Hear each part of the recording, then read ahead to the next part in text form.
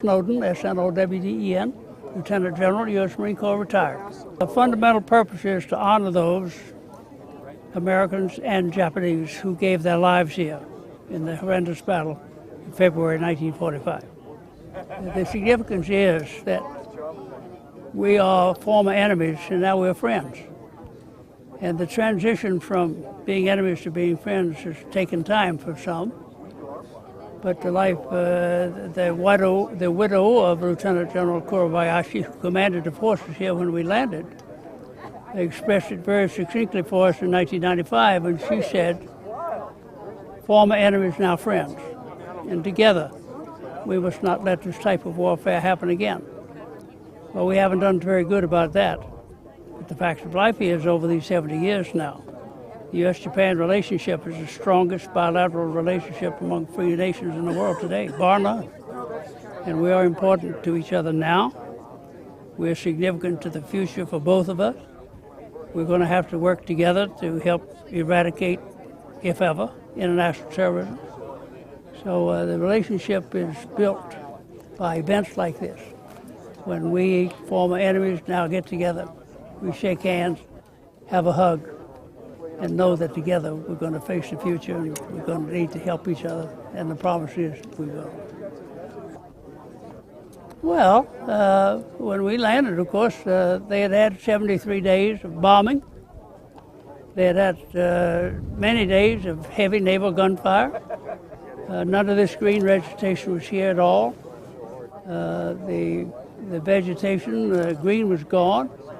The stalks, the center of the vegetation, was either black from burned by fire or gray from just being blown away. And as I mentioned in my remarks, the third color was red. And already on these black sands, the blood of those Japanese and Americans mixed with black. It's a very ugly color, and I don't want to ever see that again. But the fact of life is that the young men on both sides did what they were sent here to do. I mean, none of us who were here wanted to be here. But we were here because our political and our military leaders said, go. So we went, we came.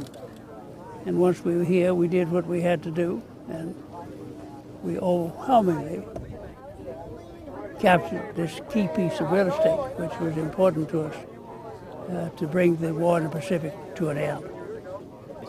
Well, it honors them because we stand at a peace monument dedicated to them and renew our faith in them. We tell them that we love them. We honor them for what they did. We tell them we admire their courage. We tell them we still miss them, because we do. So there's not much else that human beings can do for those who departed except to continue to remember their sacrifices, continue to know what they did that caused them to be here, to sacrifice their life.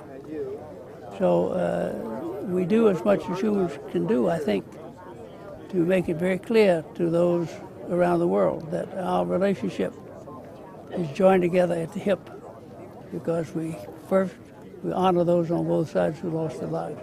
And second, because we know that as former enemies, we are now friends. And that's an important relationship as we face the future together and have to do something about third world threats through international terrorism. Well, I want you young Marines to understand one thing. I'm very often asked the question, what was your most effective weapon on Iwo Jima? Was it the flamethrower, the Zippo tank, the rocket batteries? The answer is none of the above.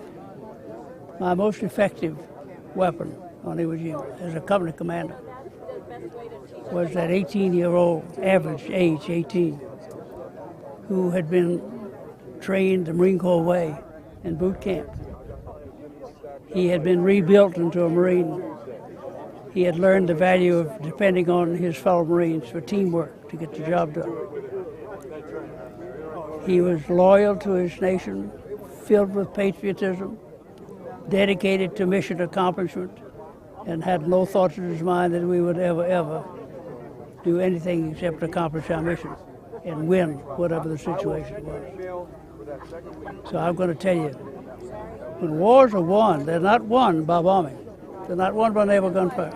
They're won when a grunt moves forward, plants the flag and says, we're in charge. And it's the spirit of that 18-year-old Marine that brought us what we are today. That was my most effective weapon on Iwo Jima.